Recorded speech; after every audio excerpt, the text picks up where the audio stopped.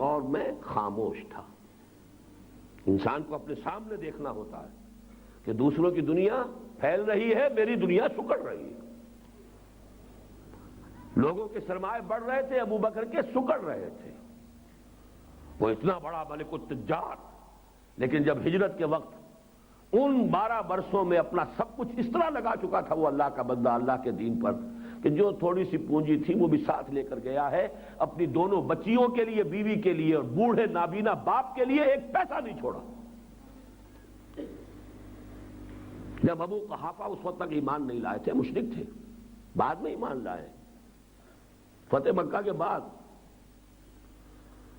وہ دادا آئے کہ چلا گیا، وہ ابو بکر چلا گیا، جی ابا جان، جی دادا جان چلے گئے۔ حضرت عائشہ، حضرت اسماء رضی اللہ تعالی عنہما 2 ہی بیٹیاں تھیں، کچھ چھوڑ کے بھی گیا ہے۔ وہ انہوں نے بڑی حکمت برتی، کچھ روڑے لے کر، کچھ کنکر لے کر وہ ایک رومال کے اندر ڈالے، اس پر وہ بوڑھے دادا کا ہاتھ، ابا جان دیکھیے یہ ہے، دے کر بال چھوڑ کر گئے، کچھ نہیں چھوڑا۔ تو دنیا سکڑتی ہے تب کام ہوتا۔ ابھی جہاد تو شروع ہی نہیں ہوا تھا عثمانی میں، قتال کہاں، ابھی تو دعوت ہی تھی۔ اس لیے لیکن اس دعوت میں بھی اب وقت اپنے بزنس میں لگائیں کہ کاروبار میں لگائیں کہ اپنے اس دعوت میں لگائیں۔ چیزیں تو یہ ساری انسان کے پاس محدود ہی ہے نا، لامحدود تو نہیں ہے، وقت بھی محدود، توانائیاں محدود، قوتیں محدود، قوت کار محدود۔ اس کو اگر لگا دیا آپ نے دعوت و تبلیغ میں تو اپنا دھندا تو سمٹے گا، سکڑے گا۔ لیکن اس کے باوجود میں کہہ رہا ہوں کہ سب سے کٹھن منزل جو ہے اور سب سے اونچی بھی ہے وہ آخری ہے، دین کو قائم کرنا۔ اس کو سمجھ لیجئے کیوں؟ نظام کو بدلنے کا مطلب، دین کو قائم کرنے کا مطلب کیا؟ جو نظام قائم ہے اسے ہٹائیے، دین کا نظام لائیے۔ نظام کا مطلب تو یہی ہے نا۔ جو نظام قائم ہوتا ہے اس کے ساتھ ویسٹڈ انٹرسٹ ہوتے ہیں۔ جاگیردارانہ نظام ہے، جاگیرداروں کے مفادات ہے کہ نہیں؟ وہ پسند کریں گے کہ ہمارا نظام بدل دیا جائے۔ شاہی نظام ہے سعودی عرب میں، وہ پسند کریں گے کہ ہمارا بادشاہی نظام ختم کر دیا جائے، ٹکا بوٹی نہیں کر دیں گے نام لینے والوں کا۔ ایران کے بادشاہ آسانی سے چلا گیا تھا، کتنے لوگوں کی ٹکا بوٹی کی ہے اس نے، کتنے لوگ تھے جو ساوک کے بھیڑیوں نے جن کو میم کیا ہے، جن کے بازو کاٹ دیے، جن کے جسم جو ہے مفلوج کر دیے، اور پھر کتنی ہزاروں کی تعداد میں وہ تھے جن کے لاشیں سڑکوں پر جو ہے تڑپے ہیں، نہ صرف مردوں کے، عورتوں کے بھی۔ عورتوں کا جلوس نکلا تھا شیرخوار بچوں کو گود میں لے کر۔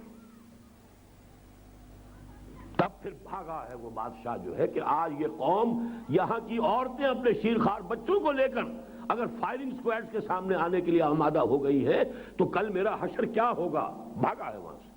حالانکہ یہ تو نہیں تھا کہ اس کا اسلحہ ختم ہو گیا تھا، اسلحہ تھا اس کے پاس، بے شمار تھا۔ پورے ایشیا میں اتنا بڑا اسلحہ خانہ کسی اور ملک کے پاس نہیں تھا۔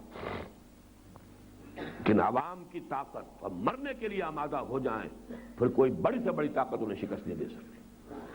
لیکن نظام کا بدلنا آسان نہیں۔ یہ ہے اقامت دین، یہ ہے تیسرا منزل، یہ ہے تیسری اور سب سے بلند منزل۔ ابھی ہم نے وہ تلاوت کچھ سنی تھی آپ نے، وہ قاری، مصری قاری جو ہے ان کے قرات میں آپ نے آیتیں اسی سورہ شورى کی سنی تھی۔ شرع لکم من الدین ما وصى به نوحا والذی اوحینا الیک وما وصینا به ابراہیم وموسیٰ وعیسیٰ ان اقیموا الدین۔ دین کو قائم کرو۔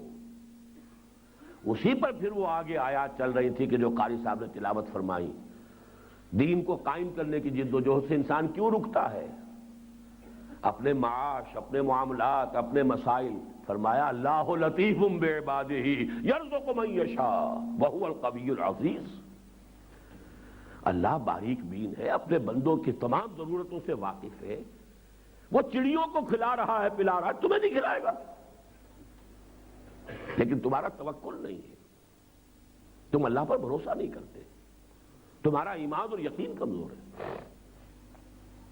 بہرحال نوٹ کیجئے کہ یہ سب سے کٹھن، سب سے مشکل کام، لیکن جب تک یہ نہیں ہوتا چونکہ دنیا میں ہم کہیں بھی پورے اس نوع انسانی کو کوئی نمونہ نہیں دکھا سکتے یہ ہے اسلام، اس وقت تک پوری امت مسلمہ مجرم ہے، کتمان حق کو چھپایا ہوا ہے اس نے، بلکہ اپنے وجود سے وہ اپنے حق کو چھپانے کی اور اپنے وجود سے لوگوں کو حق سے روکنے کا سبب بن رہی ہے۔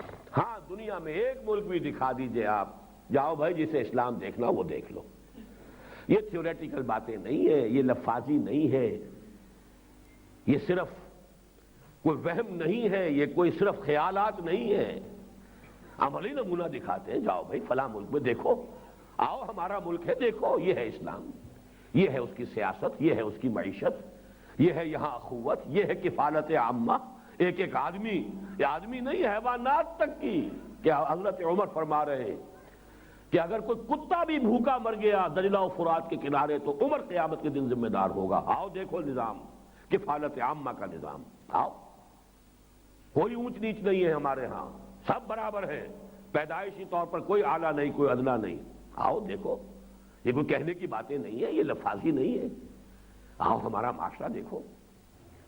اگر ایک ملک بھی ایسا ہو دنیا میں تو پوری امت مسلمہ کی طرف سے شہادت علی الناس کا فرض کفایہ ادا ہو جائے گا، ایک بھی نہیں ہے تو پوری امت مجرم ہے اور کوڑے عذاب کے پڑتے رہیں گے، اور ہر آنے والا کوڑا پہلے سے سخت ہوگا۔